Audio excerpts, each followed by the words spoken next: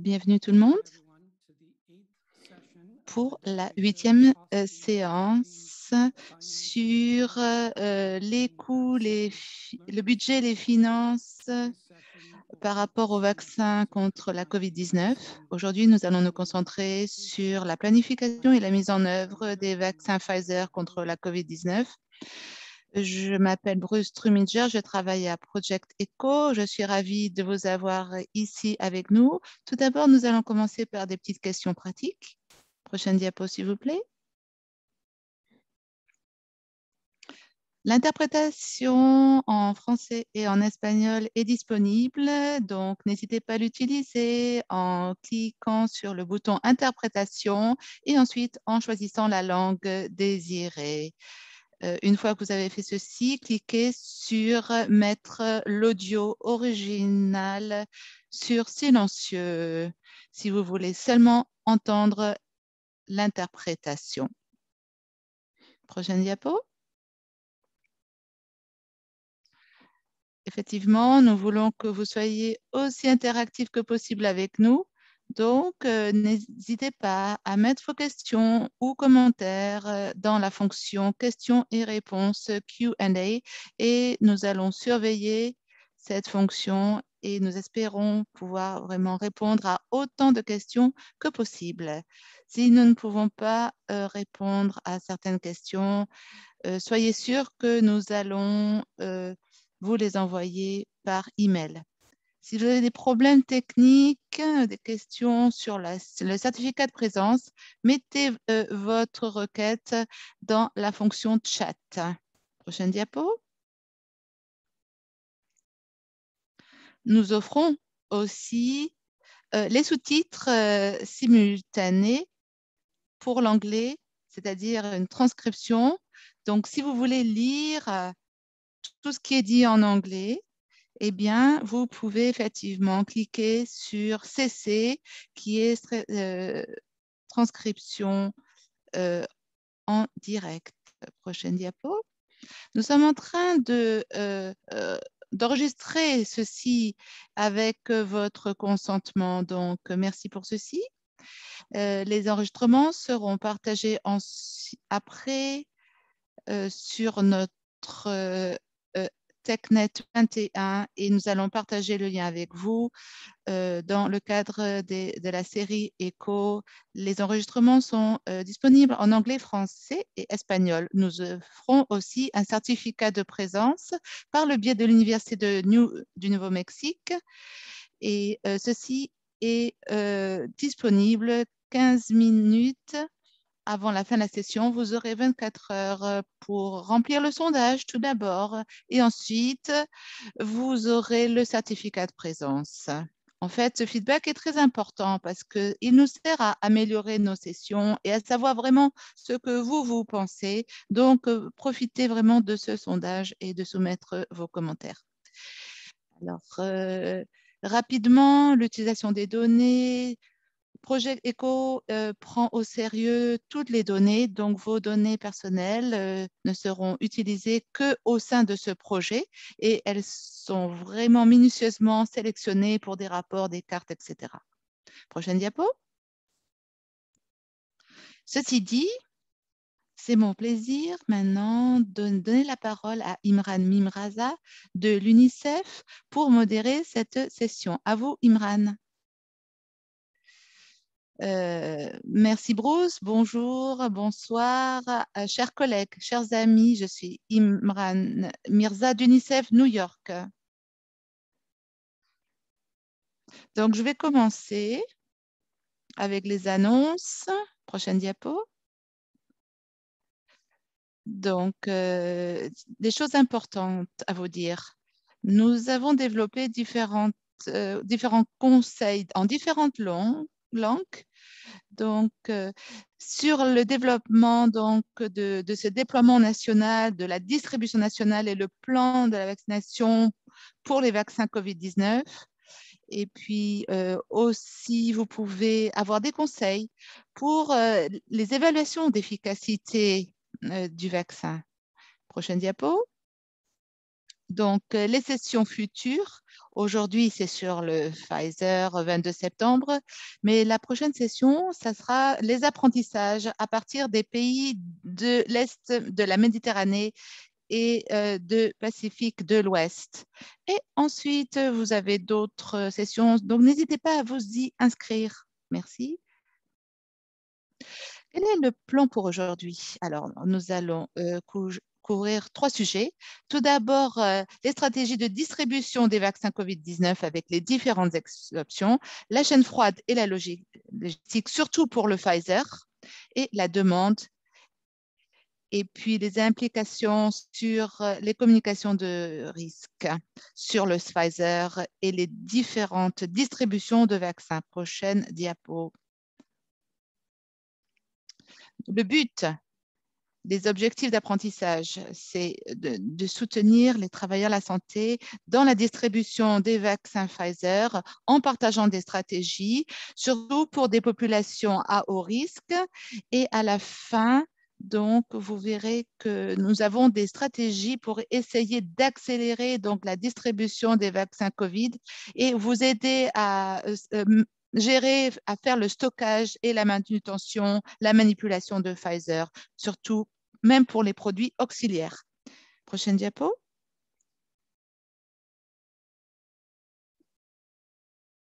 Alors, avant d'avancer, eh bien, on va faire un petit sondage que je vous propose. Est-ce que vous êtes en train d'appliquer certaines stratégies avec des centres pour pouvoir offrir les vaccins contre la COVID, oui ou non? Est-ce que vous avez déjà utilisé des documents de conseil sur l'acceptation et la demande pour les vaccins de COVID-19? Et avez-vous déjà utilisé les modules de formation sur la manipulation de stockage et de transport du Pfizer?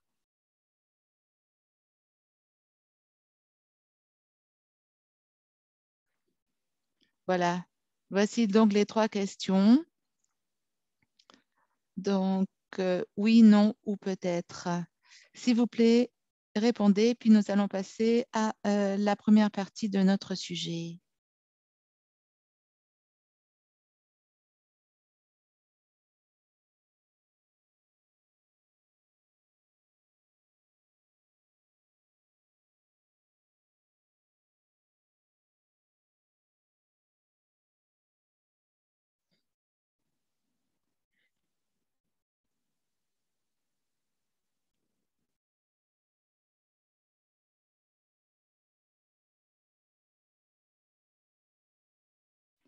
Merci.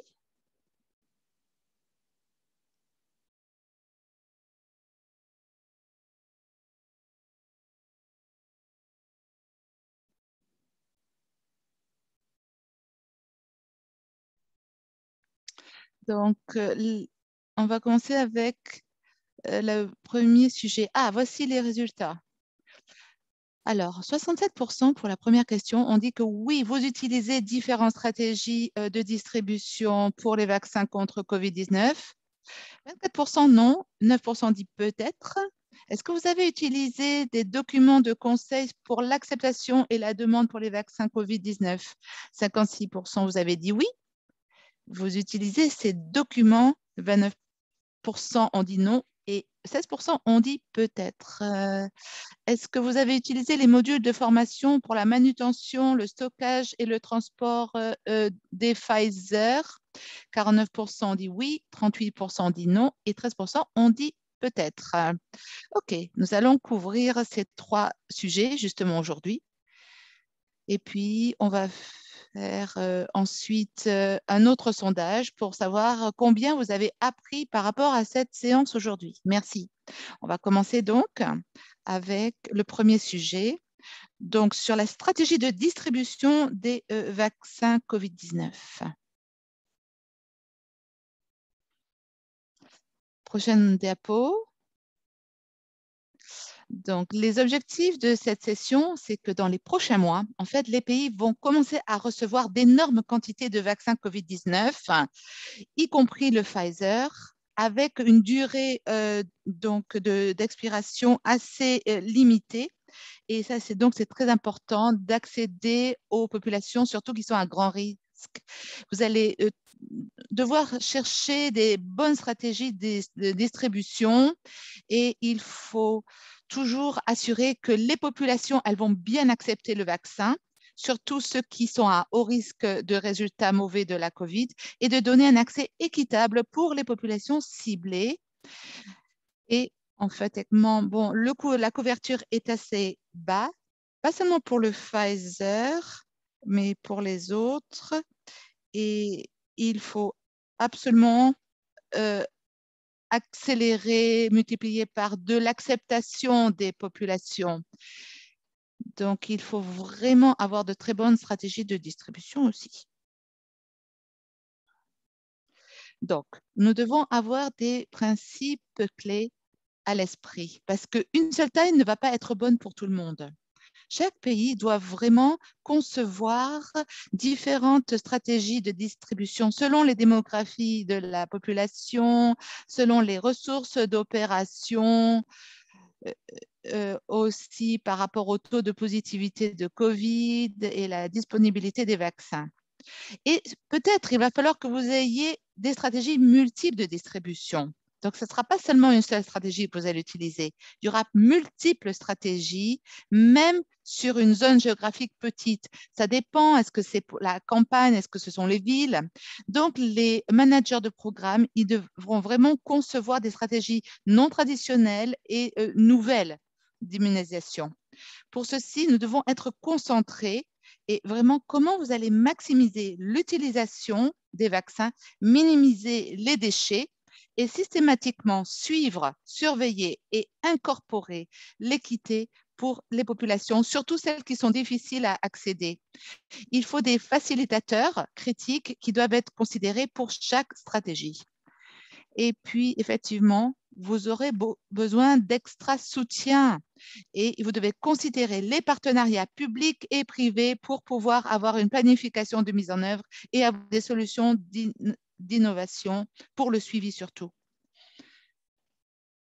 Alors, voici les stratégies de distribution clés à considérer pour vous. Il y a les sites fixes et puis il y a les sites temporaires. Pour les sites fixes, déjà, les pays déjà utilisent les hôpitaux, les centres de santé. On suggère aussi, et ça c'est bien, certains pays l'utilisent déjà, les centres d'immunisation en masse. Et puis, il y a aussi les sites où on passe en voiture. Pour les sites temporaires, eh bien, on peut avoir des unités mobiles qui bougent d'un point à un autre, vous voyez, avec des programmes d'immunisation. Et puis aussi des outreach, c'est-à-dire des initiatives de contact et aussi ce qu'on appelle les pop-up basés sur la communauté, des opportunités. Comme je l'ai dit, toutes celles-ci sont des facilitateurs. Je ne vais pas énumérer tous les facilitateurs, mais vous avez besoin de gérer les ressources humaines. Effectivement, il faudra faire de la formation en ligne, ça serait très important. Et puis, les rendez-vous, ils sont nécessaires. Il va falloir programmer les rendez-vous, faire tout un plan de rendez-vous pour éliminer les gâchis, les gaspillages, effectivement. Et puis, il faut vraiment essayer de minimiser les déchets. Souvent, les gens s'enregistrent mais ne viennent pas. Donc, il faut les suivre. Il faut être très proactif au niveau des rendez-vous, etc., pour savoir que vraiment, ils vont venir au rendez-vous de vaccination. Planification et logistique pour toute stratégie. Qu'est-ce qui est important? Comment ça peut être fait? Et puis, stratégie de communication, ça dépend de votre stratégie ou de vos stratégies, effectivement. Ce n'est pas seulement une stratégie pour tout. Vous devez savoir qu'est-ce qu'il y a comme différentes stratégies et comment communiquer ceci.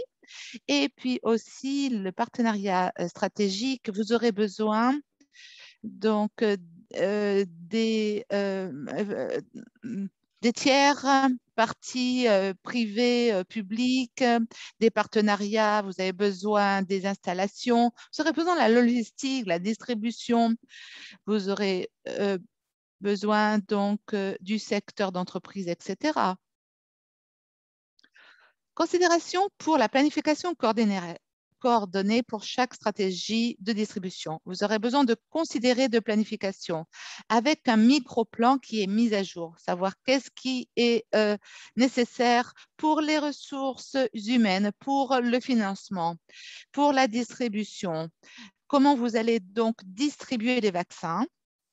Et puis, ça, je vais en parler en fait, le transport, la mobilisation sociale et aussi les sites qui peuvent utiliser les doses disponibles. Et puis, pour la plupart des pays, vous avez déjà établi le NITAG, qui sont des groupes de cibles.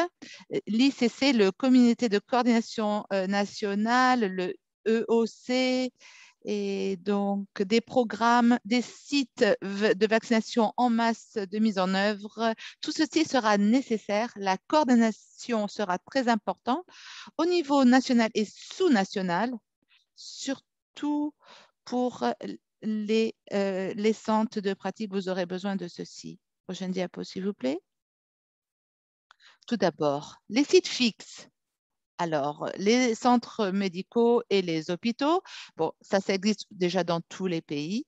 Il faut exploiter effectivement les patients de confiance et les relations et de savoir ils doivent savoir qu'ils peuvent venir à ces centres. Donc, quels sont les plus et les moins? Avantages et désavantages. Avantages, c'est bien, vous avez déjà l'infrastructure qui est là. Ça, c'est un plus, effectivement. Les gens connaissent les sites. Ça, c'est très bien. Ils connaissent même les travailleurs de la santé. Les défis, eh bien, peut-être, des fois, les espaces sont trop petits pour la distanciation sociale et physique. Ça, c'est un problème. Et peut-être difficile de gérer aussi les opérations journalières et aussi gérer peut-être la charge de travail. Ça peut être un problème. Alors, pour les centres en masse de vaccination, il y a certains pays qui font déjà ceci pour donc essayer d'immuniser un grand volume d'individus par ces grands sites, c'est-à-dire dans des stades, par exemple, ou des églises, ou des hôtels, des centres de conférences. Vous pouvez mettre effectivement 1000 ou 1200 personnes par jour dans un seul endroit. Ils peuvent venir et se faire vacciner. Certains pays ont converti les sites de dépistage entre sites de vaccination en sites de vaccination. Alors, effectivement, c'est bien, ça peut être fait dans les villes où il y a beaucoup de population. Et puis, vous pouvez commencer à vacciner plus de 1000 personnes, même 3000 personnes selon vos ressources en un seul jour. Donc, c'est excellent. Vous pouvez vacciner beaucoup de personnes dans ce type de centre. Les plus, c'est-à-dire distribution plus simplifiée, parce que les expéditions vont aller dans moins de sites, effectivement, parce que si vous avez beaucoup de sites, ça va être difficile pour distribuer tout ceci. Mais là, au contraire, vous avez une grosse commande qui va arriver donc sur un seul site. Peu de risques aussi de no-shows, comme on les appelle, que les gens ne vont pas venir. Parce que je pense qu'il y a pas mal de gens, et puis même si les gens ne viennent pas, vous pouvez en vacciner d'autres parce qu'il y a beaucoup de monde qui s'attroupe dans ces sites. Alors, donc ça prend du temps, le mois, c'est pas facile. Vous aurez besoin de beaucoup de ressources, beaucoup de logistique pour ces accès à ces grands sites. Ce n'est pas la sécurité aussi, parce que s'il y a des protestations potentielles, s'il y a des foules qui s'attroupent, ça peut être problématique. Alors aussi, la distanciation sociale est importante. Il faut la respecter si possible. Et puis, effectivement, on peut accélérer rapidement. Ça prend beaucoup de temps pour établir ces sites, effectivement. Mais après, ce n'est pas si facile à fermer. Donc, il faut penser à tout ceci. Prochaine diapo, s'il vous plaît. Alors, les drive-thru avec les voitures, certains pays le mettent en pratique. Alors, efficacement et d'une manière pratique, les gens peuvent arriver avec leur voiture. Ils ne vont pas rentrer dans des bâtiments ou des établissements, c'est très bien. Donc, ça minimise l'exposition au virus. C'est pas mal du tout. On peut faire ça aussi dans des stades, dans des centres commerciaux, dans des parkings, etc. et des espaces ouverts. Donc, ça peut être vraiment très, très pratique et vraiment minimiser les risques d'exposition au virus. C'est vrai qu'il y a des gens aussi qui vont préférer ceci. Ils ne vont pas être en contact avec d'autres personnes. Donc, ça, c'est très intéressant pour eux. Alors, le plus, c'est-à-dire le risque de transmission de la maladie est bas, comme on l'a dit. Les gens ne vont pas se mélanger puisqu'ils seront dans leur voiture. Le haut volume, donc parce qu'il n'y aura pas de désinfection à faire et une capacité de vacciner les gens avec des problèmes, qui ont des problèmes de mobilité, d'auto-isolation. Mais il y a aussi des défis. Si le temps n'est pas bon, alors ça peut faire des retards parce que c'est difficile pour les vaccinateurs d'être debout dans des espaces ouverts si il pleut énormément. Ça, c'est vraiment un problème. Le moins aussi, c'est qu'il faut beaucoup, beaucoup de préparation logistique et de planification pour le design et le flux. Il peut y avoir des bouchons de trafic aussi, et de circulation. Ça peut créer des goulots d'étranglement.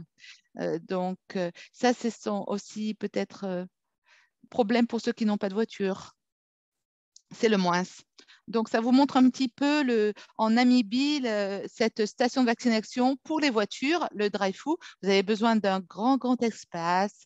Essayez de penser où les voitures vont venir avec des files de voitures, que les personnes n'aient pas besoin de sortir de leur voiture. Bon, dans les McDonald's, par exemple, ça s'est fait beaucoup, vous voyez. Et bon, vous êtes dans la file et vous restez dans la voiture et puis vous pouvez être vacciné et puis vous quittez ensuite l'endroit. Voici un petit peu la conception de ceci. Il faut bien planifier ceci, sinon vous allez avoir pas mal de problèmes. Alors, les mobiles temporaires, sites, donc normalement on ne les utilise pas, mais bon, effectivement, ils vont de village en village et c'est bien pour ceux qui ont beaucoup plus besoin de soins, effectivement. Et puis, effectivement, il n'y a pas de site fixé, c'est absolument mobile. Quels sont les plus? Eh bien, en fait, que ça donne accès à des personnes qui ont des problèmes de mobilité ou qui ont des besoins spécifiques, qui sont dans des zones éloignées et qui n'ont même pas peut-être de grandes infrastructures sanitaires. Donc, il y a pas mal de pays qui ont ce type de problème. Donc ils n'ont pas accès à une infrastructure sanitaire. Donc, c'est très bien pour la communauté d'avoir cette option mobile. Quels sont les moins? Eh bien, le temps, effectivement.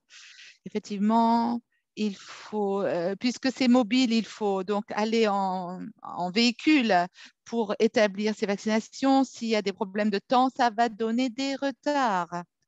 Aussi, peut-être il y a des problèmes de langue aussi s'ils parlent d'autres langues, parce que le mobile est là pour des périodes limitées. Et si les gens ne sont pas disponibles, eh ben, c'est dommage, ça va être gaspillé. C'est pas facile de coordonner tout ceci. Donc, il faut que ça soit bien, bien planifié avec les communautés locales et les leaders des communautés. C'est pas bon pour des grands volumes parce que justement, les mobiles n'ont pas beaucoup de doses et pas beaucoup de personnel dans ce système mobile. Donc, il va y avoir des problèmes s'il y a un grand volume de personnes qui veulent être vaccinées. L'accès au système pour l'entrée des données, c'est difficile. Pour rentrer les données sur un ordinateur, peut-être c'est pas possible parce que après ils sont donc loin et ça peut être un problème puisque c'est une solution mobile. Alors les pop-up de communauté, ça aussi c'est pour les petites zones rurales et de communauté. C'est pour faciliter donc les personnes qui sont dans des zones éloignées et ça peut être dans des écoles, dans des églises et aussi pour les gens qui sont hésitants à se faire vacciner. et aussi dans les bidonvilles, par exemple, où il n'a pas de modèles d'administration qui sont accessibles. Ça peut être fait pour quelques jours dans un seul endroit et puis vous vaccinez dans un seul endroit. Voilà, et pour un seul jour. Donc, les avantages, c'est l'accès à des segments avec des personnes qui ont des besoins spéciaux, pour les gens qui ne peuvent pas aller trop loin pour être vaccinés. Et justement, pour ceux qui sont hésitants à se faire vacciner, la couverture géographique pour les zones éloignées où les modèles d'administration ne sont pas accessibles. Les défis, le risque de les gens ne vont pas venir et le gaspillage de la vaccine. Donc, effectivement, c'est toujours un problème. Si les gens ne se présentent pas, alors il va y avoir du gaspillage. Le temps aussi peut occasionner des retards. L'accès au système pour l'entrée des données, à nouveau, c'est mobile, donc c'est peut-être pas possible d'entrer les données. Prochaine diapo. Alors, pour toutes ces stratégies, vous aurez besoin des ressources humaines. Pour accélérer tout ceci, pour ce type de programme. Alors, pour ici, vous devez vacciner toute la population autant que possible. Donc, vous aurez besoin de recrutement et de recrutement traditionnel et des personnes supplémentaires, en plus formées pour utiliser donc ceci, des gens qui sont expérimentés, les ressources humaines.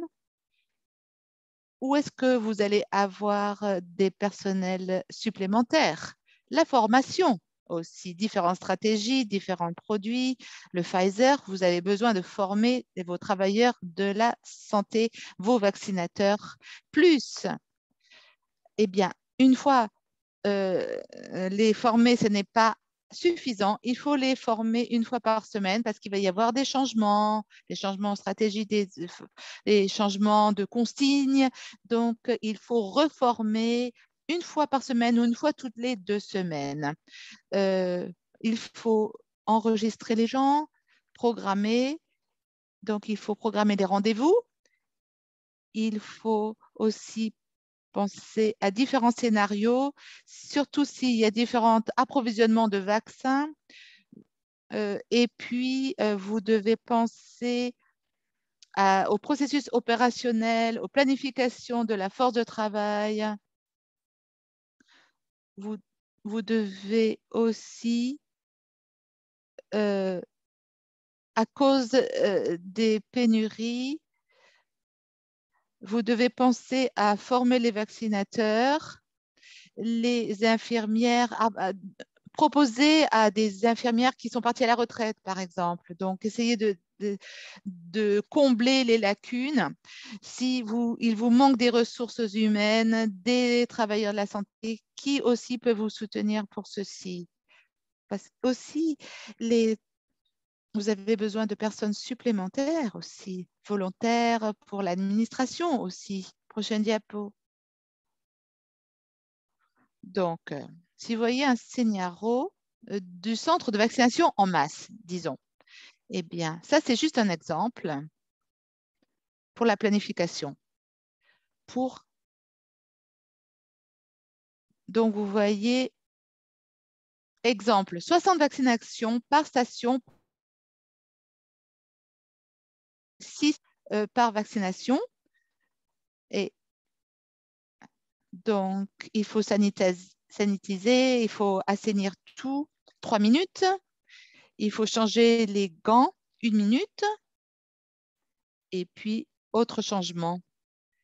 Alors, effectivement, vous voyez, ça vous donne tous les temps pour valider les patients 3 minutes, pour vacciner 6 minutes, pour assainir 3 minutes, pour changer les gants 1 minute, etc. Vous devez penser, calculer tout ceci et regarder qu'est-ce que vous pouvez faire. 2 équipes, c'est-à-dire 6 heures 6 heures chaque fois.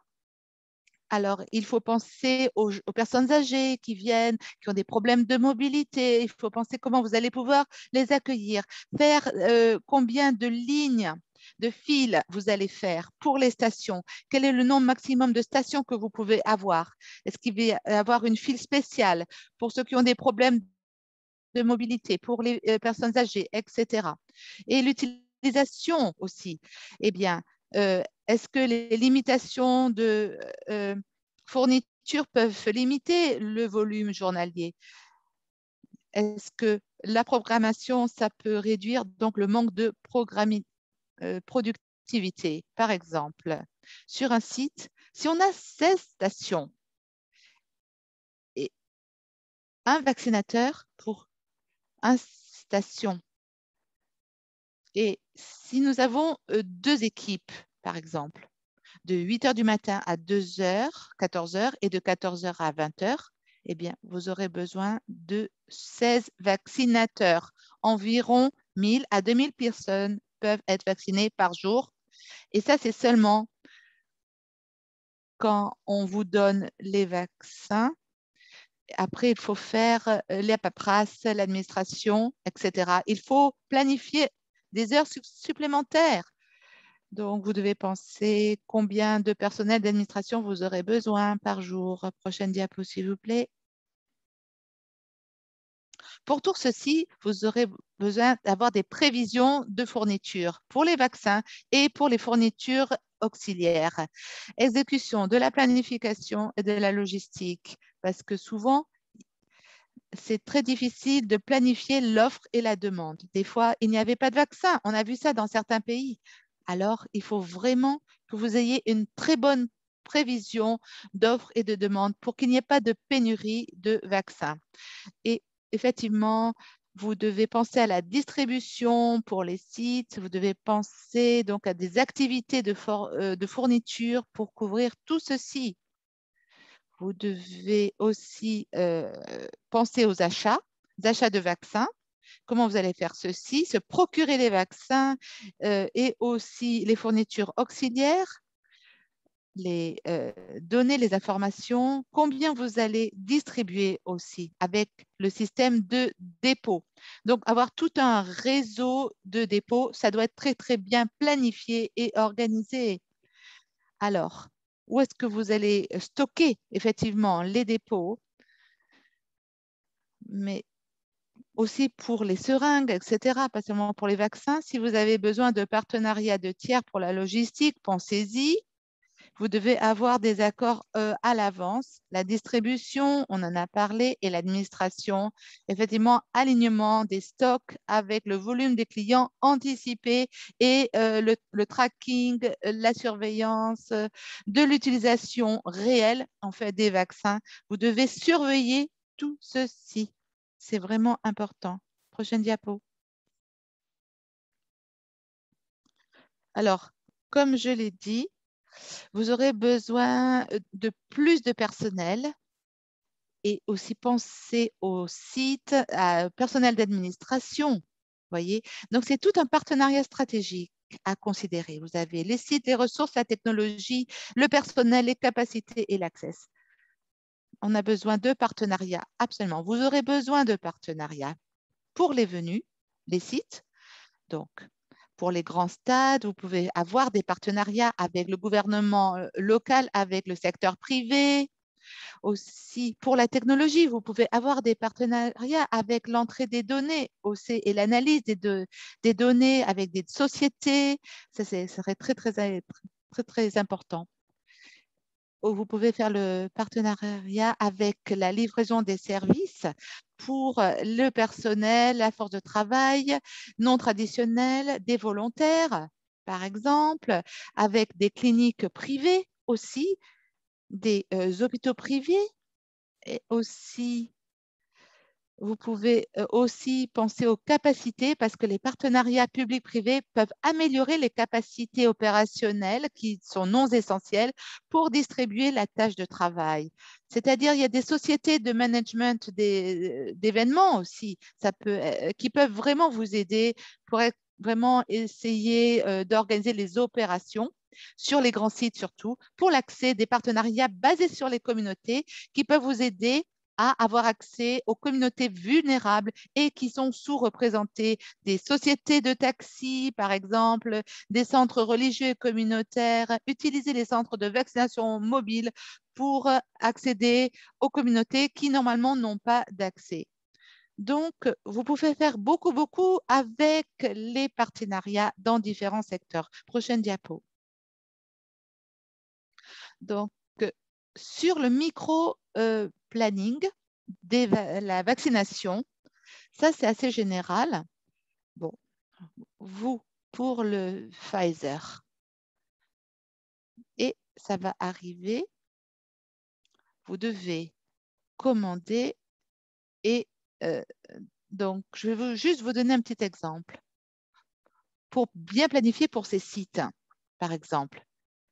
Si vous faites ça dans un hôpital, normalement, pour les Pfizer, ils vont venir dans comme un plateau, ça s'appelle. Donc, vous voyez 5 plateaux, 5850 doses. Voilà, un plateau à 1170 doses, plateau ou palette. Donc, si vous commandez 5 palettes, eh bien, ça veut dire 5850 doses.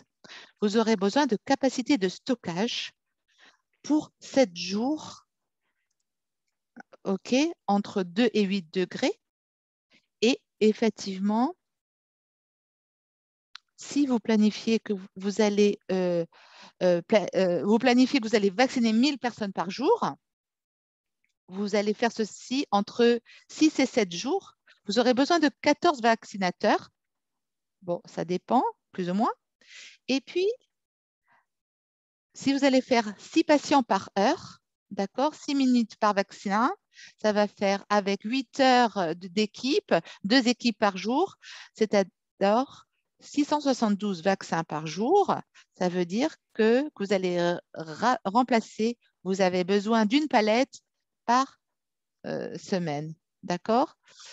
Et effectivement, vous devez penser ceci, comment vous allez fournir à un tel ou tel hôpital. Donc, je vous ai mis le tableau pour différentes installations et combien sont les besoins pour les commandes, les conditions de stockage.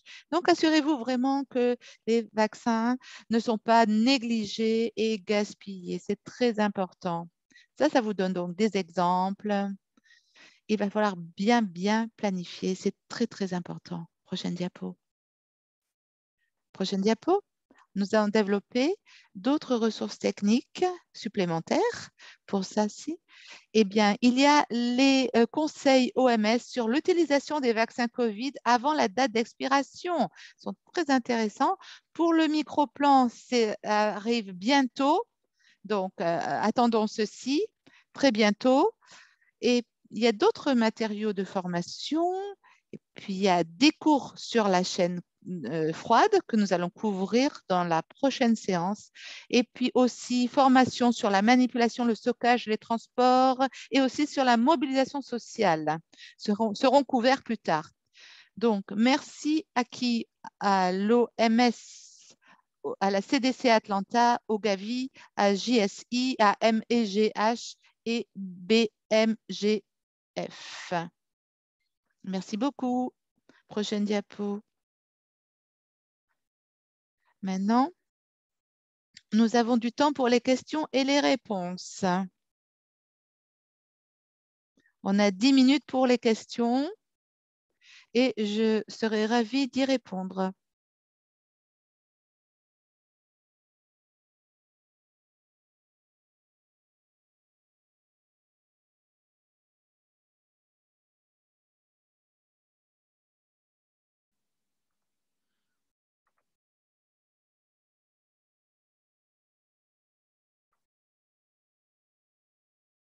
Je vois 3 questions. L'une, une qui est en français. Je vais commencer par celle en anglais. Premièrement, quelle est la durée d'expiration minimum du vaccin requise pour les pays pour l'acceptation harmonieuse des vaccins? Alors, durée d'expiration, de conservation, c'est différent. Pour Pfizer, eh bien, Maintenant, ça va être couvert dans la prochaine séance, mais moins 90 degrés jusqu'à 9 mois.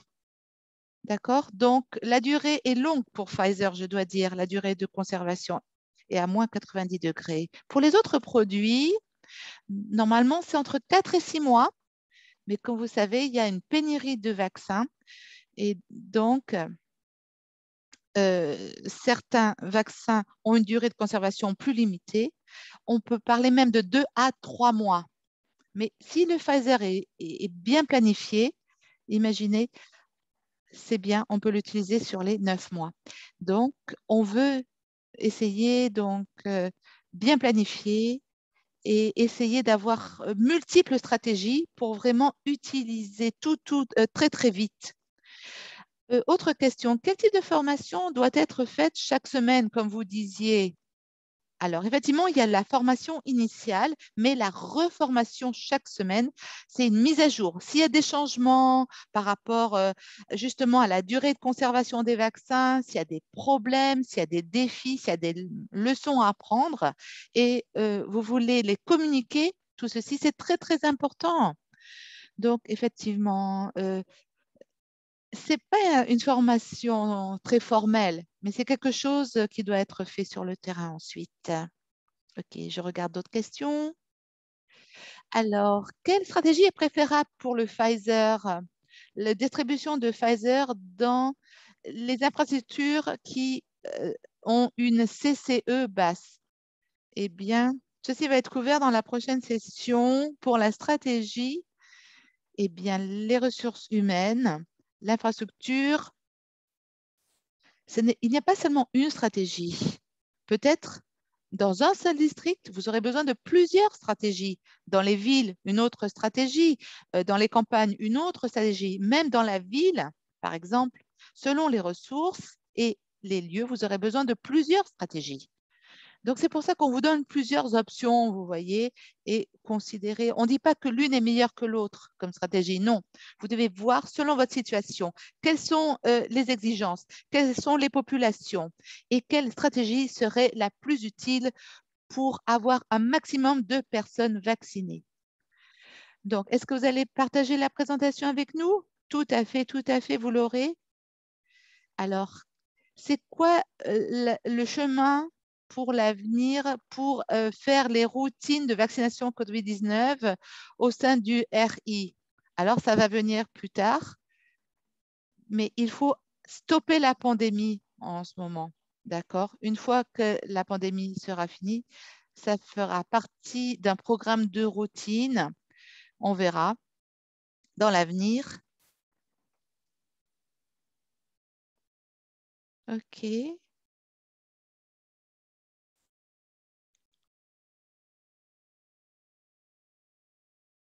Quelle est la population cible admissible pour recevoir le Pfizer dans l'utilisation approuvée finale? Est-ce que Pfizer peut être utilisé en tant que deuxième dose ou troisième dose en mélangeant avec la première dose d'autres vaccins? Eh bien, écoutez, en fait, il y a 2 produits qui peuvent être donnés en tant que deuxième dose et on va vous donner un suivi par rapport à l'OMS. L'OMS est en train toujours de réexaminer ceci. Ça va venir. Donc, attendons un peu. On va voir. Ça va dépendre de ce que conseille l'OMS. Je ne vois pas d'autres questions. S'il vous plaît, continuez à les mettre dans le chat. Prochaine diapo, merci. Je pense que maintenant, je donne la parole à Maricel Castro et Anaïta Shirzat de l'UNICEF pour la chaîne froide et la logistique. À vous. Merci beaucoup, Imran. Je vais parler donc de la première partie de la présentation. Prochaine diapo, s'il vous plaît.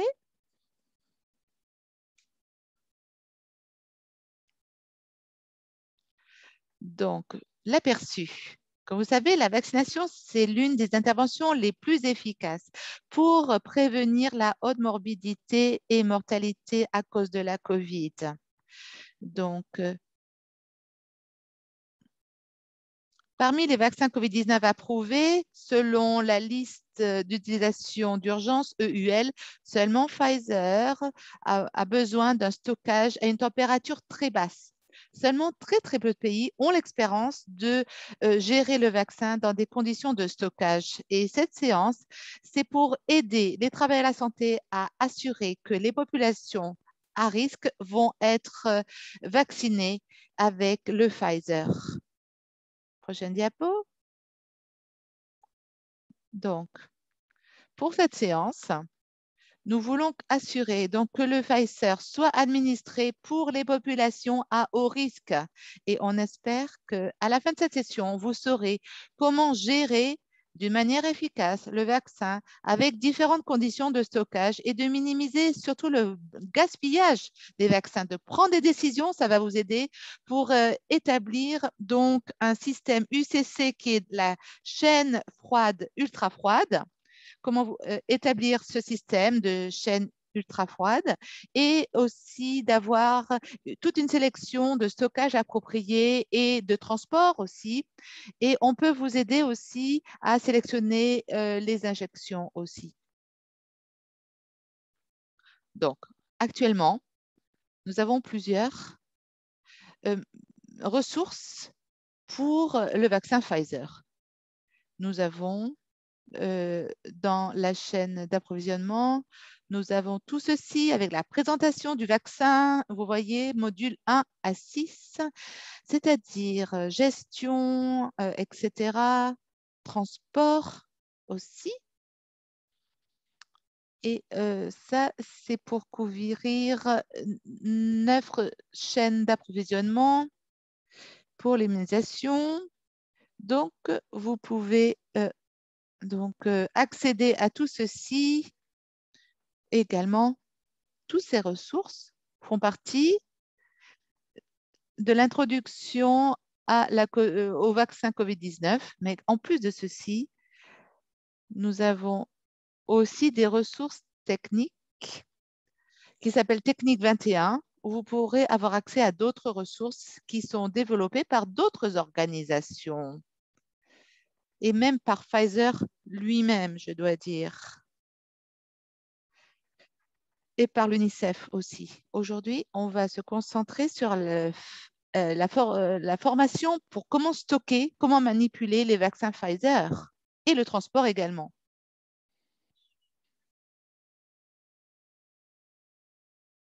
Pardon, je n'entends plus le son. Est-ce que nous avons perdu notre ami Anaïta? Pardon, vous m'entendez? Oui, Anita. Alors, prochaine diapo, s'il vous plaît. Donc maintenant, euh, euh, alors, différentes stockages, différentes températures de stockage.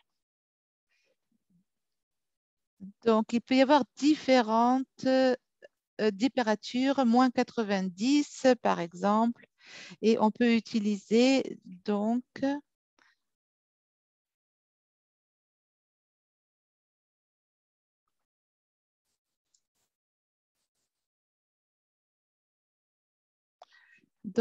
comme vous savez, ça peut aller jusqu'à 9 mois. Et effectivement, ça dépendra des livraisons. Il y en a qui vont penser à utiliser des durées d'expiration de 6 mois. Donc, il faut regarder la date d'expiration sur les flacons et respecter les dates, s'il vous plaît. Donc, les flacons peuvent être stockés.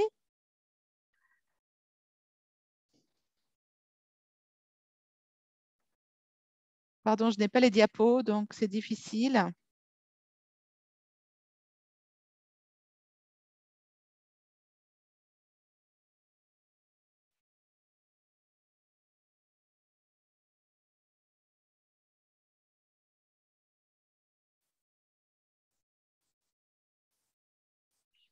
Donc,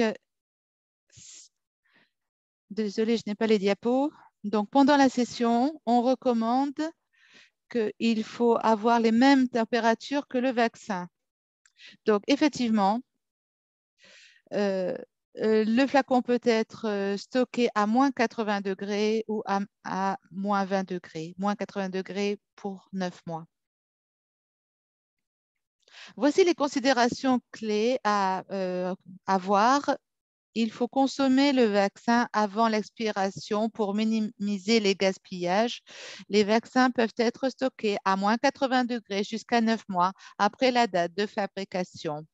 Donc, il faut utiliser de la bonne manière pour maximiser l'utilisation du vaccin.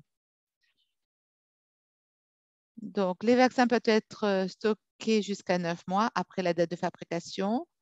Et puis, la date d'expiration originelle est marquée sur l'étiquette de vaccin. Et effectivement, si la redistribution locale est nécessaire et les cartons pleins contenant les flacons ne peuvent pas être transportés à moins de 80 degrés, les flacons peuvent être transportés à moins 20 degrés. Donc, c'est important. Toutes les heures utilisées pour des transports à moins 20 contre une limite de 2 semaines pour le stockage à moins 20 degrés. Donc, vous pouvez toujours penser à le ULT qui est la température ultra basse. Donc, nous encourageons vraiment à progresser l'utilisation des vaccins.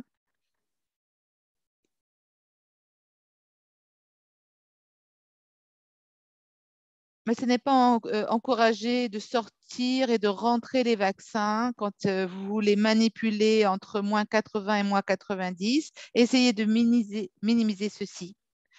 Mais faites ceci selon des circonstances très spéciales, s'il vous plaît. Peut-être quand vous recevez des livraisons internationales, eh bien, vous pouvez les stocker temporairement à moins 20 pendant 2 semaines. Et puis ensuite, vous pouvez bouger le vaccin à l'ultra low température, la température ultra basse. Bon, ça, c'est des solutions temporaires qui peuvent être utilisées. Prochaine diapo, s'il vous plaît. Maintenant, donc,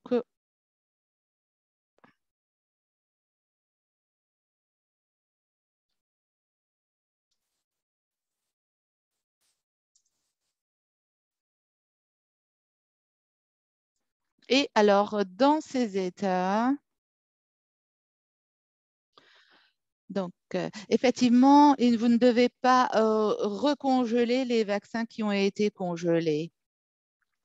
Donc, surtout, ne faites pas ceci et limitez le temps de transport à plus de degrés à 8 degrés pour essayer de prévenir le stress de transplantation. Parce que les vaccins ARN sont beaucoup plus fragiles et susceptibles aux dommages par les vibrations et les secouements. Et donc, ceci est basé sur les données disponibles sur les études physiques faites par le fabricant. Appliquer l'étiquetage dynamique lorsque le vaccin est transféré de moins 80 degrés à soit moins 20 degrés ou plus de jusqu'à 8 degrés. Donc, toujours vérifier la date d'expiration mise à jour par rapport à la date d'expiration originale. C'est très important.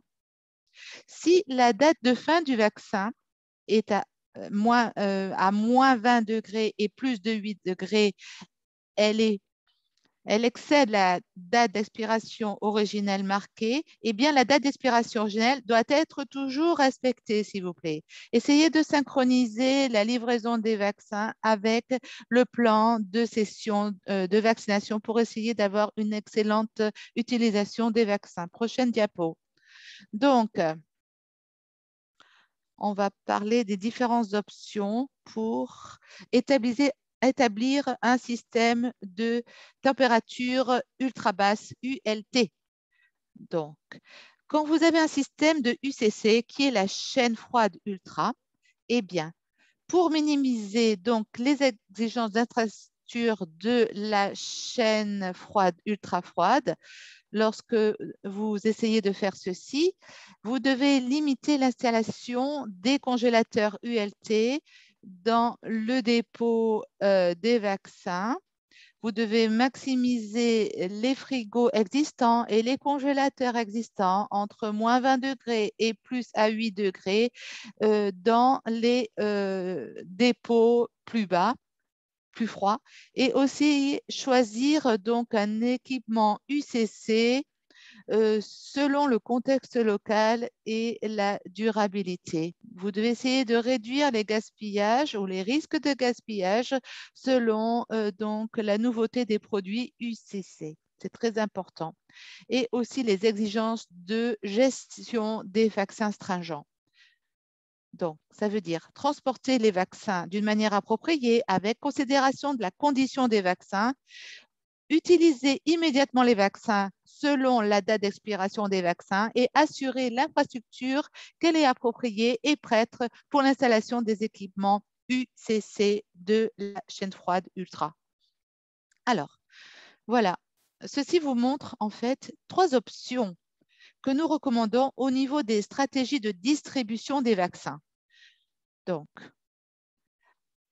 il y en a 2. Alors, il y a 2 stratégies en cascade et troisièmement, une distribution rapide. D'accord? Donc, vous avez la stratégie de distribution en cascade avec un centre UCC centralisé et unique. D'accord?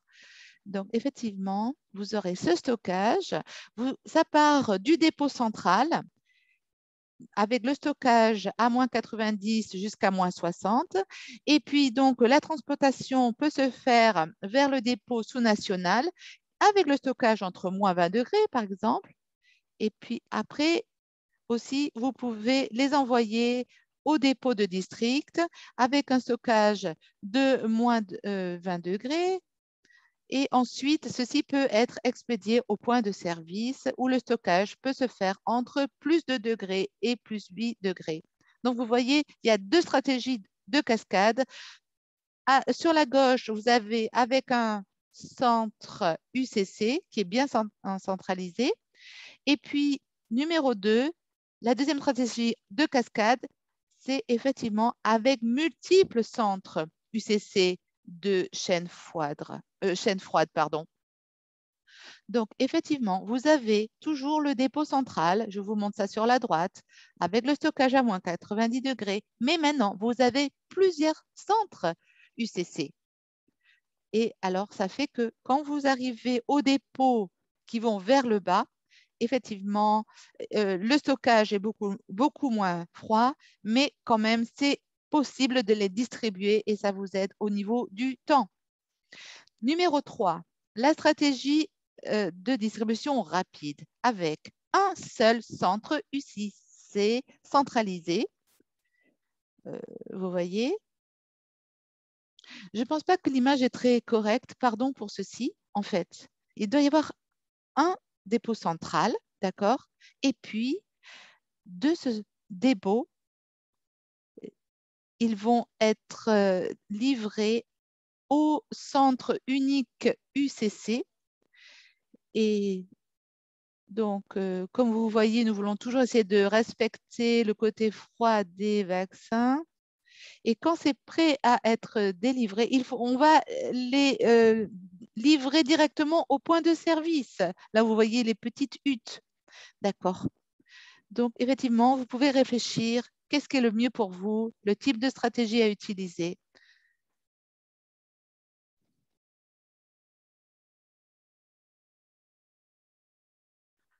Alors, quels sont les plus et les moins de ces différentes approches?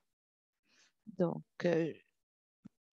pour le déploiement rapide, c'est rentable au niveau des coûts, c'est très bien. Et puis, Donc, par rapport aux capacités de stockage,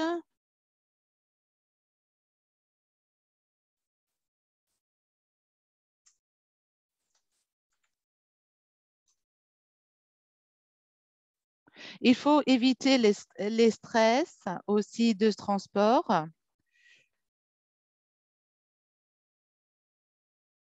Alors, pour les désavantages, par rapport au système de distribution,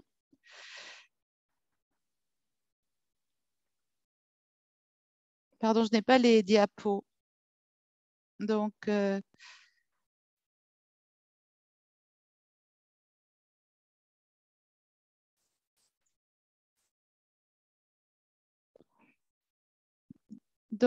ça peut aussi minimiser les coûts de transport et il y a différentes couches de livraison. Prochaine diapo, s'il vous plaît. Par rapport au déploiement rapide, alors les avantages, parce que vous devez juste établir le UCC, donc c'est rentable au niveau des coûts et puis il y a moins de problèmes de stockage au niveau des districts, par exemple. C'est une distribution rapide et donc ça peut donner à une bonne consommation des vaccins selon les demandes. Et il faut toujours respecter les dates effectivement des vaccins. Et puis, en fait, ce sera stocké au central, au central, juste lorsqu'il y a des besoins. Et ceci, effectivement, ça donne une bonne coopération entre le côté gouvernemental et aussi le côté local. Et c'est très bon.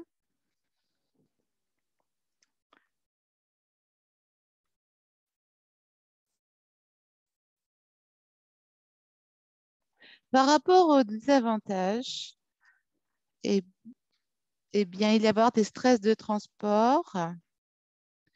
Et effectivement, si ça prend plus de 12 heures, donc vous devez penser pour les mouvements donc, et pour la durée d'expiration. Et on a besoin donc d'avoir un système robuste.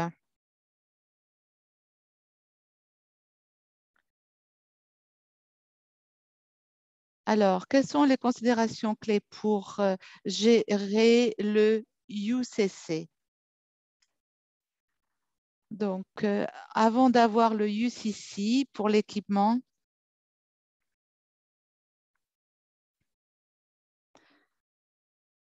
donc ça doit être assez grand pour pouvoir accommoder et faciliter les activités du hub ou centre et d'avoir toujours un bon approvisionnement de l'électricité et vous devez avoir un générateur de backup aussi, c'est important. Donc, tout ceci est très important.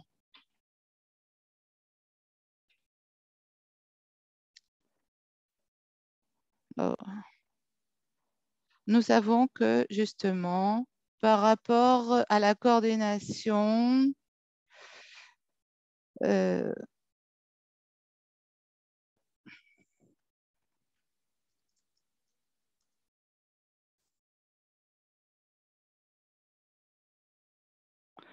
ceci doit être vraiment géré au bon hub pour essayer de gérer par rapport au stockage et aussi la gestion. Il devrait y avoir assez de personnel adéquat pour chaque hub, au moins des techniciens, etc. Prochaine diapo, s'il vous plaît. Prochaine diapo. Pardon, les diapos sont complètement en désordre. Alors maintenant, L'approvisionnement constant donc de l'équipement de protection personnelle pour le personnel, ça c'est très important, avec les lunettes de protection, les gants, etc. Et ceci doit être donné. Et pour l'équipement de la chaîne froide, ceci doit être disponible. C'est très important. Effectivement, des congélateurs ULT à extra basse température qui correspondent au nombre de centres UCC que vous planifiez et avec une capacité suffisante pour stocker une quantité requise de vaccins. Effectivement, il faut aussi un congélateur de vaccin à moins 20 degrés et ou un réfrigérateur pour plus de à 8 degrés. Un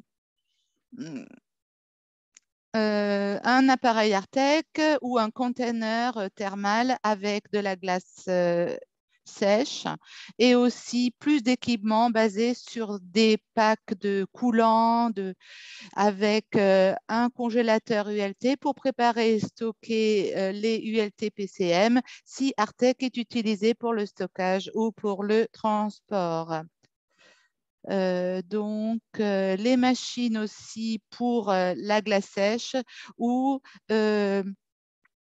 une source fiable si la glace sèche est utilisée pour le transport.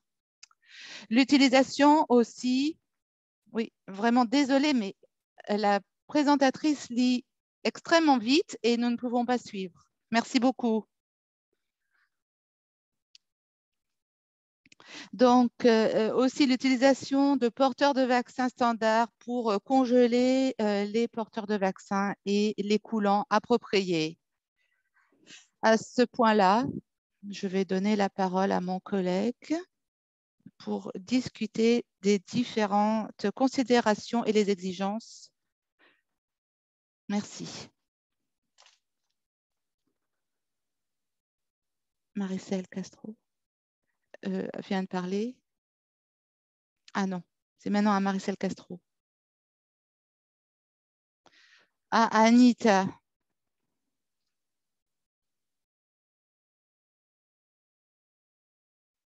Pour les différentes stratégies que Maricel a déjà données, voici l'aperçu des considérations clés à prendre en considération, c'est-à-dire la température froide et utiliser différents modèles par rapport à la température ultra froide. Et donc, c'est important. Pardon, le son est très, très mauvais.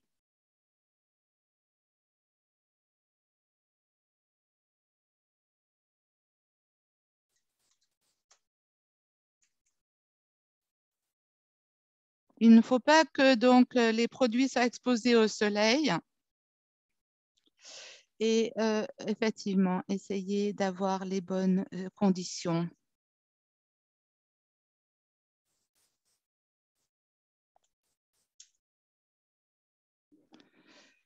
Il faut maintenir donc la température très très froide et avoir aussi, pardon, j'entends très très mal, le son est très mauvais. Il faut avoir un espace pour les freezers.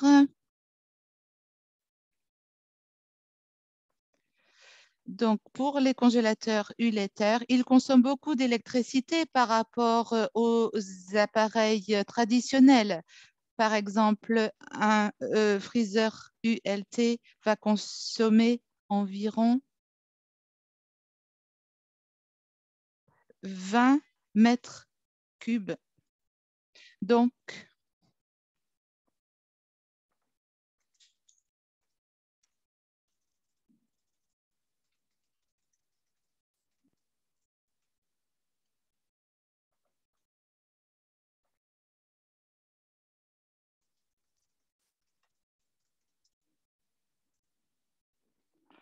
je crois que c'est ceci listé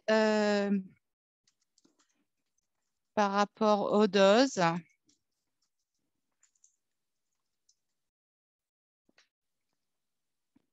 Ceci est la formule générique, mais les conseils techniques par rapport à l'équipement et effectivement par rapport à tout ce qui peut être stocké.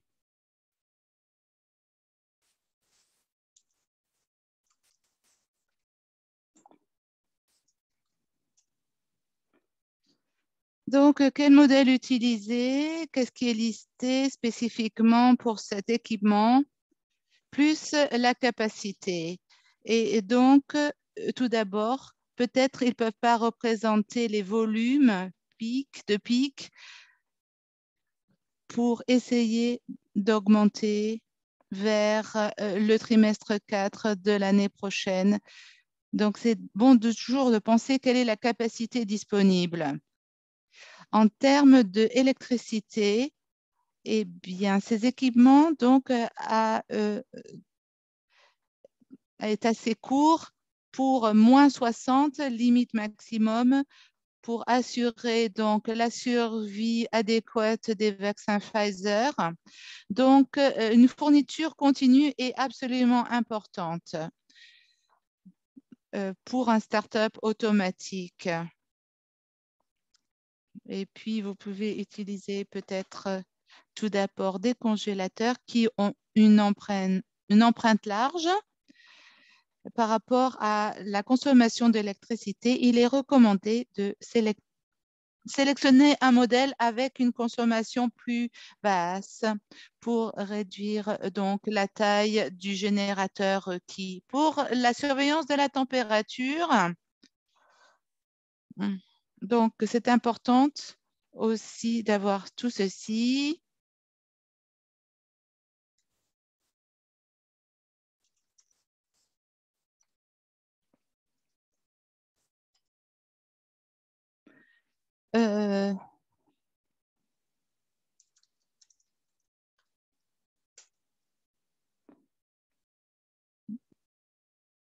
Donc, par rapport au transport, désolé, le son est très mauvais, je n'entends rien. Prochaine diapo.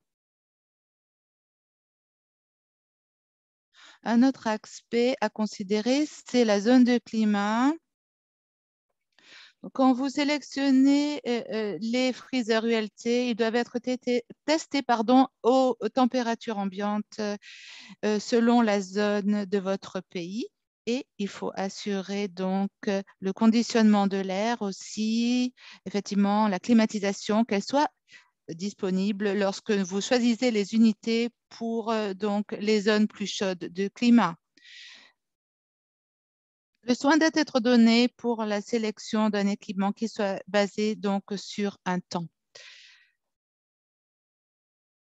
Comme je l'ai dit, c'est très important et vous devez vérifier les informations des fabricants. Donc, pour le temps de holdover, à cause des conditions selon lesquelles ceci va être testé, ceci peut avoir des variations.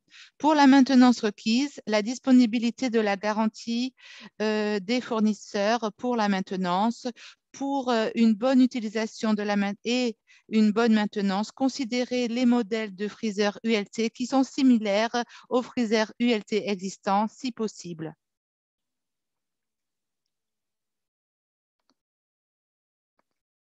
Donc, pour la maintenance, vous devez sélectionner les modèles qui nécessitent le moins d'entretien possible. Et pour la fonctionnalité, ayez une double température. Considérez de sélectionner un modèle de freezer ULT qui peut opérer à une température de congélation à gamme large, c'est-à-dire une unité qui peut congeler à la fois à moins 80, effectivement, et à moins 20 pour essayer de maximiser l'utilisation de l'équipement en cas de stockage ULT. Donc, si le stockage ULT n'est plus nécessaire. Donc, si vous avez des changements futurs pour essayer de de rallonger la durée de conservation, c'est donc très bon de considérer ce genre de choses. Et aussi, il est bon de dégeler le congélateur au moins une fois par an. Il faut maximiser donc l'utilisation des équipements et considérer un investissement qui soit absolument en ligne avec le développement durable.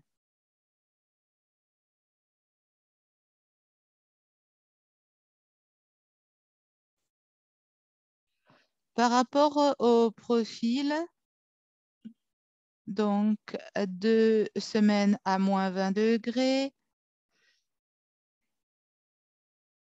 eh bien, il faut toujours suivre les meilleures pratiques pour une gestion des vaccins efficace en termes d'appareils actifs ou passifs. Et là, je vous montre ceci sur la photo. Je vous ai donné des exemples.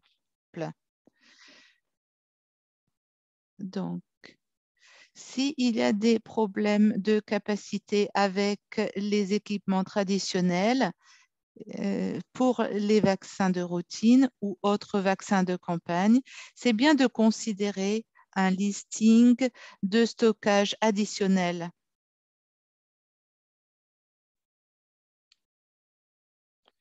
Avec cette slide, eh bien, qu'est-ce que vous voyez ici? Eh bien, pour les conditions des vaccins, lorsque le flacon n'est pas ouvert, il est gelé à moins 80 degrés, eh bien, le conteneur d'expédition thermale, vous utilisez de la glace sèche, comme on l'appelle, effectivement, ça c'est bien. Et la présence de glace sèche est une indication que le ULT est bien maintenu. Assurez-vous que la glace sèche régulière soit toujours approvisionnée.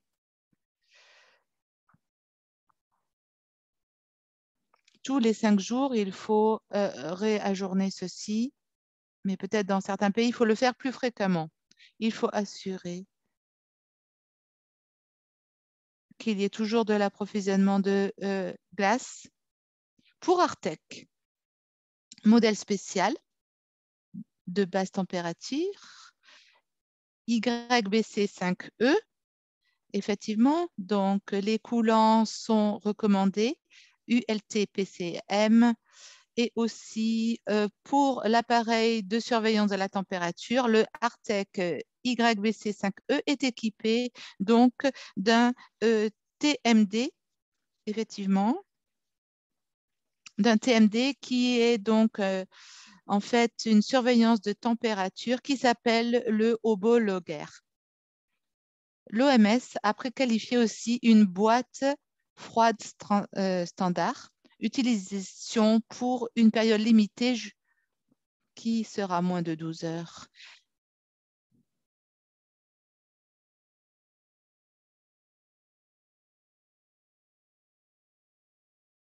Prochaine diapo. Le message clé que vous voulez retenir par rapport à la stockage de basse température est il faut faire attention en termes d'évaluation des besoins à long terme avant de prendre des décisions quand vous donc considérez l'investissement des équipements UCC. Effectivement, puisque les données de stabilité sont nouvelles et qu'elles deviennent disponibles, eh bien, il y aura un besoin de ULT qui peut être limité dans l'avenir.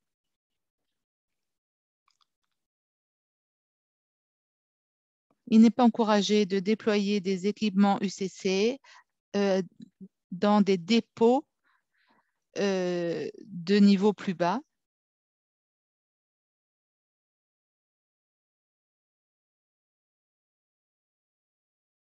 Les quantités requises au niveau inférieur.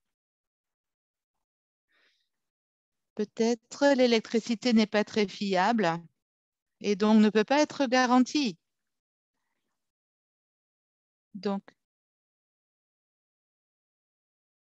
je sais qu'il y a beaucoup de pays qui veulent donc ces appareils à basse température dans les petits dépôts à niveau inférieur, mais nous ne recommandons pas ceci parce que justement, il y aura toujours un problème de conservation aux températures basses adéquates. À part les défis, les considérations à prendre, il y a d'autres défis pour la chaîne d'approvisionnement. Des fois, il y a des pénuries de seringues auto-disable 0,3 ml pour le Pfizer, effectivement. Donc, les seringues de 0,3 ml devraient être utilisées afin d'extraire 6 doses à partir d'un seul flacon de Pfizer. Nous regardons les nouvelles recommandations de l'OMS sur ce qu'on doit utiliser. Et nous sommes dans cette situation actuellement. La raison est que on a eu beaucoup d'augmentation, donc une grande augmentation de donations pour Pfizer à court terme. Mais les seringues n'ont pas été prévues. Donc, c'est un problème de capacité. Donc, nous avons une demande. Lorsqu'on discute avec les donateurs, il faut assurer qu'il y a toute une liasse de donations pour les vaccins et pour les seringues. Donc, pour que le kit soit complet. Parce qu'effectivement, l'OMS recommande que si les seringues 0,3 ml préqualifiées ne sont pas disponibles, donc, s'il vous plaît, utilisez les seringues préqualifiées de 1 ml ou 2 ml. Et ça peut satisfaire les obligations suivantes, les exigences suivantes, c'est-à-dire à l'espace mort de la seringue et de la combinaison de l'aiguille, c'est-à-dire à moins de 0,035 ml. Pour tout ce qui est graduation aussi, que ça soit moins ou égal à 0,1 ml d'augmentation. Pour l'aiguille, que ça soit de 23G multiplié par 1, c'est-à-dire à 0,60 sur 25 mm. Pour la configuration de packaging, qu'elle soit préférée pour donc qu'il y ait l'aiguille et la seringue qui soient packagés ensemble. Nous n'avons plus de temps, nous n'avons plus que 5 minutes, donc nous allons passer sur la session sur la demande. Donc, s'il vous plaît, écrivez vos questions dans le chat. Nous n'avons pas de temps pour les questions et réponses. Donc, je donne la parole à Lisa de l'UNICEF. Vous n'avez pas beaucoup de temps, donc allez très vite, s'il vous plaît. Merci les collègues.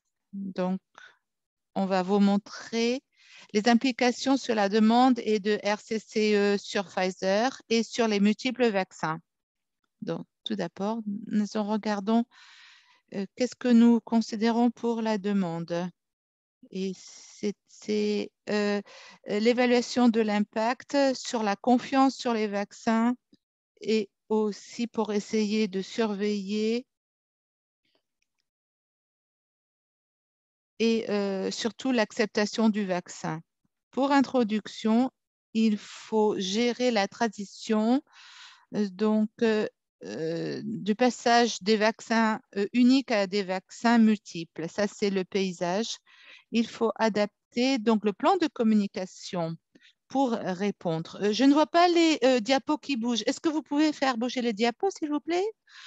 Alors, je suis au numéro 3. Il faut Donc, essayer de gérer les produits des box et avoir une approche agnostique pour la promotion des vaccins.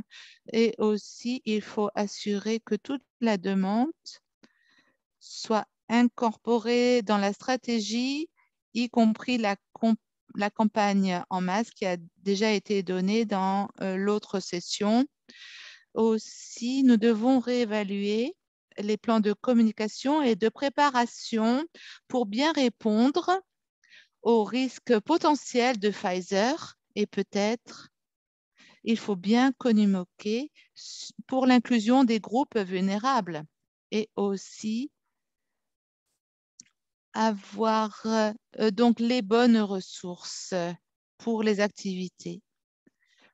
Il faut dire qu'il y a un programme qui a été développé de conseils par rapport aux multiples vaccinations. Nous allons pouvoir partager ceci avec vous très bientôt. Prochaine diapo, s'il vous plaît. Pour les considérations de la demande, nous voulons vous montrer les actions clés qui peuvent être conduites. Et par exemple, essayer de gérer la haute demande pour le Pfizer. Ça va être très, très important pour essayer donc faire correspondre avec la haute demande et créer donc aussi la demande par rapport à la disponibilité de la fourniture. Aussi, qui est très important, il faut anticiper les besoins des pays et regarder les spécificités de chaque pays et effectivement, par rapport à l'acceptation, quels sont les besoins aussi des migrants, des différentes populations ciblées pour les contributions, les compréhensions de la Pfizer. Il y a certains manques de confiance et aussi différentes communications sur Pfizer. Il y a une corrélation entre aussi justement une augmentation des fournitures par rapport à une mauvaise information qui s'augmente aussi. Donc, il y a beaucoup de fake news en ce moment. Qu'est-ce qu'on peut faire comme action pour répondre à ceci? Eh bien, il faut faire des webinaires, il faut faire des formations par rapport aux fake news et s'engager toujours avec les journalistes et les parties prenantes et aussi toujours partager les bonnes informations sur les vaccins contre la COVID-19. Toujours avoir une approche agnostique. Maintenant, Lisa va nous montrer donc les grandes considérations pour l'introduction de multiples vaccins et comment ceci peut changer les plans de communication. Merci. Bonjour à tout le monde. Prochaine diapo. Comment les pays peuvent gérer ces demandes? Il y a différents facteurs à considérer en ce moment. Dans la planification, il y a multiples vaccins en différents volumes et qui ciblent différentes populations. Donc, c'est très complexe comme paysage. Et pour gérer ceci, de point de vue de la demande et comment nous allons assurer que nous communiquons bien tout ceci aux différentes populations, que nous sommes à la hauteur de leurs attentes avec des scénarios très changeants, c'est vraiment très, très complexe. Et comme Gloria l'a dit, eh bien, avec les partenaires de programme, nous avons développé des conseils pour essayer d'être équilibrés. Comment communiquer, comment générer la demande dans des environnements très changeants. Les considérations clés incluent la communication pour que les populations soient bien informées et assurer que les travailleurs de la santé fassent partie des communications. Qu'ils soient bien équipés, effectivement, pour communiquer les bonnes informations aux avec les leaders des communautés et aux représentants des communautés et effectivement que les bonnes informations soient transmises aux communautés faut penser aux médias sociaux, qu'ils soient bien gérés aussi. Nous essayons donc de communiquer tout ceci avec des conseils. Tout ceci est bien complexe au niveau de la communication pour gérer tout ceci dans des situations changeantes. Pour finir, eh bien, voici quelques ressources qui sont disponibles, des conseils disponibles pour la communication et aussi les activités liées à la demande. Tout ceci peut vous aider à bien démarrer.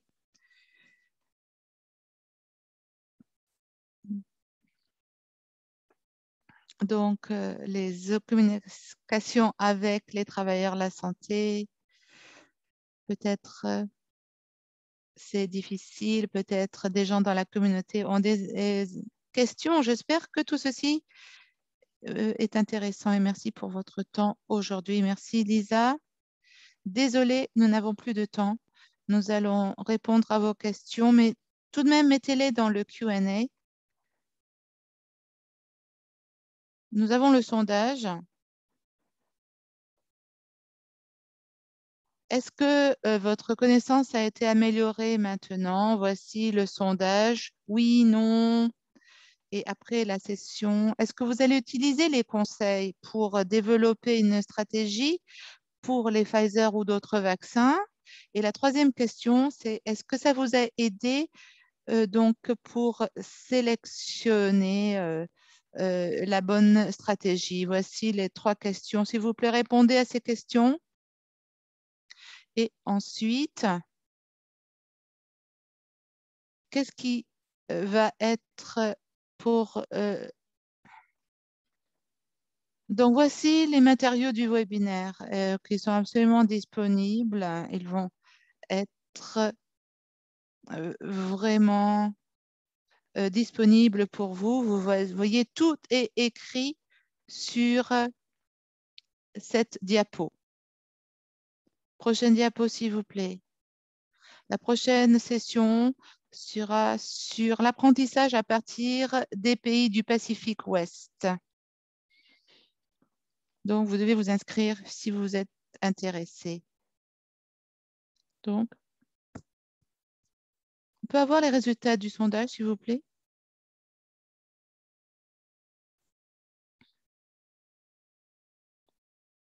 91% ont dit oui pour la première 1. Ça a amélioré votre connaissance sur les différentes stratégies de distribution du vaccin COVID.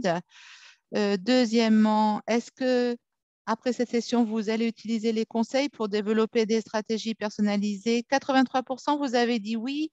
Et puis, numéro 3, 80% vous avez dit oui. Est-ce que ça vous a aidé aux stratégies de déploiement de la chaîne froide? Donc, désolé, nous n'avons pas eu beaucoup de temps. Merci à tous, merci aux interprètes. Et nous allons évidemment partager les slides avec vous par le lien. Donc, vous pourrez avoir votre certificat. Merci à tous. Merci et au revoir.